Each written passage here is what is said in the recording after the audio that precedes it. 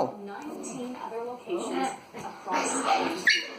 All right, let's check in with Caitlin Herbst, who is keeping an eye on a collision on Highway 1 in North Vancouver. Caitlin. Yes, an ongoing situation. Crews are on scene, and they will be through most of the morning until what eastbound. Tell her no. A single vehicle collision there. The right lane is blocked. Traffic is slowing down just a little. You keep him off you, Jojo. But it does pick up right as you go past the collision and all the way through down the cut to no delays right now.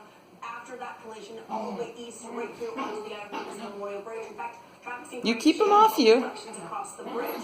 Compare that to areas further east and to the south, where it is much busier, including at the Alice Fraser Bridge, and that's in Amber Bowser is in Global 1. Amber.